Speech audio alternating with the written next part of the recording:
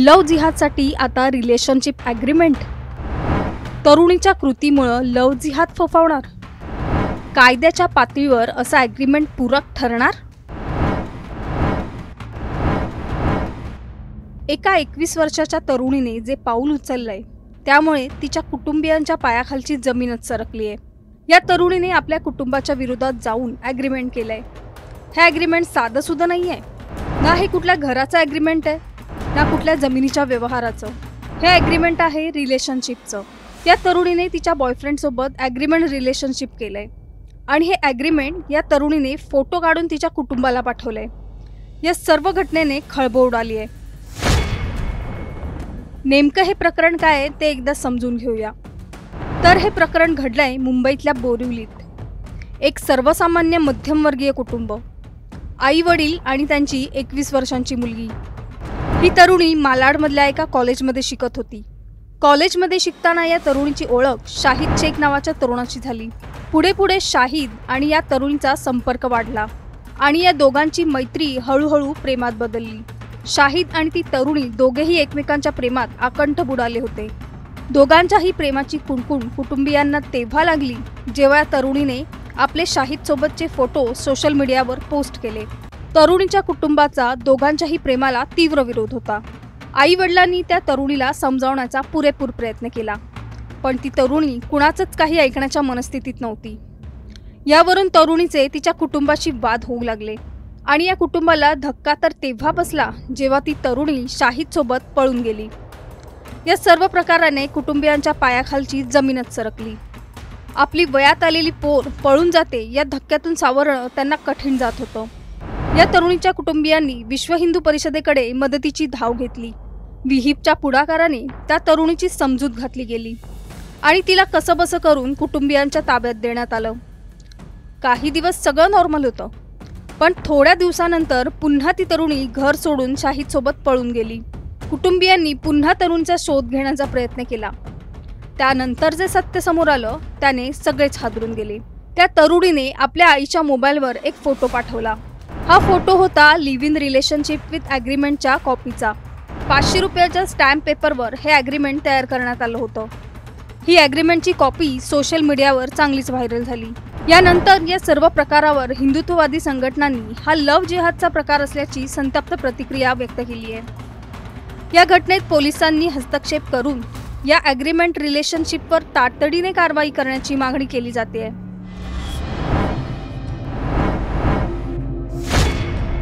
Agreement relationship म्हणजे नेमकं काय? ॲग्रीमेंट रिलेशनशिप म्हणजे विवाह न करता एकत्र राहण्याचा करार. यात लिव्ह इन रिलेशनशिपचा समावेश होतो, जिथे दोन व्यक्ती एकमेकांच्या संमतीने एकत्र राहतात आणि त्यांच्या नात्यातील अटी व शर्ती लेखी स्वरूपात नमूद केल्या जातात. या कराराला अधिकृत मान्यता असते आणि यात आर्थिक बाबी, राहणीमान, जबाबदाऱ्या आणि संबंधातील इतर पैलू स्पष्ट केले जातात. हा लव्ह जिहादचाच नवा प्रकार आहे आणि या कराराचा वापर एखाद्या हत्याराप्रमाणे केला जात असल्याचा आरोप हिंदुत्ववादी संघटनांकडून केला जातोय. मुलींना प्रेमाच्या जाळ्यात अडकवून करार करून त्यांचं आयुष्य उद्ध्वस्त केलं जात असल्याचा आरोप हिंदुत्ववादी संघटनांनी केलाय. ॲग्रीमेंट रिलेशनशिपचा लव्ह जिहादसाठी कसा वापर होऊ शकतो हे जाणून घेऊ. आधी प्रेम आणि काळजी दाखवून समोरच्या व्यक्तीचा विश्वास जिंकला जातो. नंतर करार दाखवून दबाव टाकला जाऊ शकतो. खाजगी माहितीची नोंद करारामध्ये करून नंतर ती उघड करण्याची धमकी दिली जाऊ शकते. कराराच्या नावाखाली खर्च वसूल करणे किंवा प्रॉपर्टीसाठी दबाव येऊ शकतो. सामाजिक किंवा धार्मिकतेच्या नावे आकर्षित करून नंतर धर्मांतरासाठी किंवा वेगळ्या सामूहिक हेतूसाठी वापर होऊ शकतो. आता या ॲग्रीमेंट रिलेशनशिपला कायदेशीर मान्यता आहे का हे जाणून घेऊ. भारतातील न्यायालयांनी हे स्पष्ट केलंय की दोन प्रौढ स्वेच्छेने जगणारे व्यक्ती एकमेकांसोबत राहू शकतात. हे कोणत्याही कायद्याखाली आपोआप गुन्हा नाही. अशा नात्यांमध्ये विशेषतः महिलांना protection of woman from domestic violence act 2005 किंवा इतर कायद्यांतर्गत संरक्षण मिळू शकतं.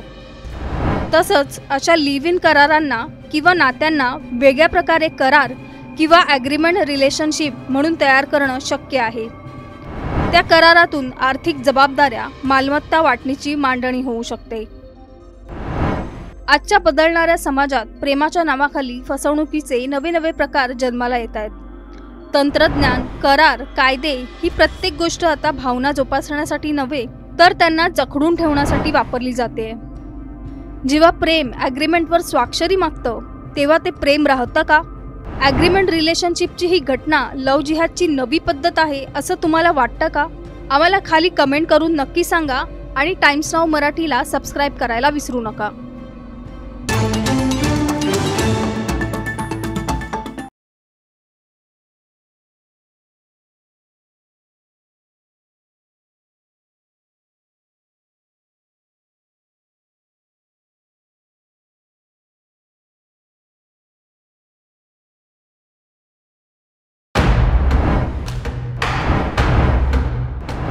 लव्ह जिहादसाठी आता रिलेशनशिप ॲग्रीमेंट.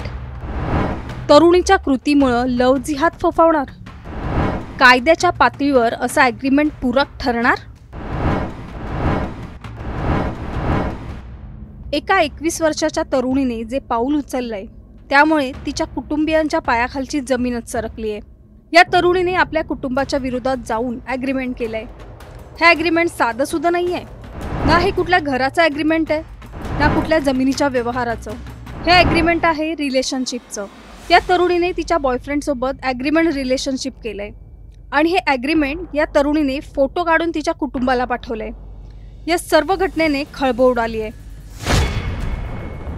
नेमकं हे प्रकरण काय आहे ते एकदा समजून घेऊया. तर हे प्रकरण घडलंय मुंबईतल्या बोरिवलीत. एक सर्वसामान्य मध्यमवर्गीय कुटुंब, आई वडील आणि त्यांची 21 वर्षांची मुलगी. ही तरुणी मालाडमधल्या एका कॉलेजमध्ये शिकत होती. कॉलेजमध्ये शिकताना या तरुणीची ओळख शाहिद शेख नावाच्या तरुणाची झाली. पुढे पुढे शाहिद आणि या तरुणीचा संपर्क वाढला आणि या दोघांची मैत्री हळूहळू प्रेमात बदलली. शाहिद आणि ती तरुणी दोघेही एकमेकांच्या प्रेमात आकंठ बुडाले होते. दोघांच्याही प्रेमाची कुणकुण कुटुंबियांना तेव्हा लागली जेव्हा या तरुणीने आपले शाहिदसोबतचे फोटो सोशल मीडियावर पोस्ट केले. तरुणीच्या कुटुंबाचा दोघांच्याही प्रेमाला तीव्र विरोध होता. आई वडिलांनी त्या तरुणीला समजावण्याचा पुरेपूर प्रयत्न केला, पण ती तरुणी कुणाचंच काही ऐकण्याच्या मनस्थितीत नव्हती. यावरून तरुणीचे तिच्या कुटुंबाशी वाद होऊ लागले आणि या कुटुंबाला धक्का तर तेव्हा बसला जेव्हा ती तरुणी शाहिदसोबत पळून गेली. या सर्व प्रकाराने कुटुंबियांच्या पायाखालची जमीनच सरकली. आपली वयात आलेली पोर पळून जाते या धक्क्यातून सावरणं त्यांना कठीण जात होतं. या तरुणीच्या कुटुंबियांनी विश्व हिंदू परिषदेकडे मदतीची धाव घेतली. विहिपच्या पुढाकाराने त्या तरुणीची समजूत घातली गेली आणि तिला कसंबसं करून कुटुंबियांच्या ताब्यात देण्यात आलं. काही दिवस सगळं नॉर्मल होतं, पण थोड्या दिवसानंतर पुन्हा ती तरुणी घर सोडून शाहिदसोबत पळून गेली. कुटुंबियांनी पुन्हा तरुणीचा शोध घेण्याचा प्रयत्न केला. त्यानंतर जे सत्य समोर आलं त्याने सगळेच हादरून गेले. त्या तरुणीने आपल्या आईच्या मोबाईलवर एक फोटो पाठवला. हा फोटो होता लिव्ह इन रिलेशनशिप विथ ॲग्रीमेंटच्या कॉपीचा. 500 रुपयाच्या स्टॅम्प पेपरवर हे ॲग्रीमेंट तयार करण्यात आलं होतं. ही ॲग्रीमेंटची कॉपी सोशल मीडियावर चांगलीच व्हायरल झाली. यानंतर या सर्व प्रकारावर हिंदुत्ववादी संघटनांनी हा लव्ह जिहादचा प्रकार असल्याची संतप्त प्रतिक्रिया व्यक्त केली आहे. या घटनेत पोलिसांनी हस्तक्षेप करून या ॲग्रीमेंट रिलेशनशिपवर तातडीने कारवाई करण्याची मागणी केली जाते.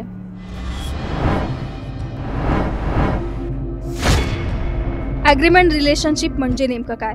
ॲग्रीमेंट रिलेशनशिप म्हणजे विवाह न करता एकत्र राहण्याचा करार. यात लिव्ह इन रिलेशनशिपचा समावेश होतो, जिथे दोन व्यक्ती एकमेकांच्या संमतीने एकत्र राहतात आणि त्यांच्या नात्यातील अटी व शर्ती लेखी स्वरूपात नमूद केल्या जातात. या कराराला अधिकृत मान्यता असते आणि यात आर्थिक बाबी, राहणीमान, जबाबदाऱ्या आणि संबंधातील इतर पैलू स्पष्ट केले जातात. हा लव्ह जिहादचाच नवा प्रकार आहे आणि या कराराचा वापर एखाद्या हत्याराप्रमाणे केला जात असल्याचा आरोप हिंदुत्ववादी संघटनांकडून केला जातोय.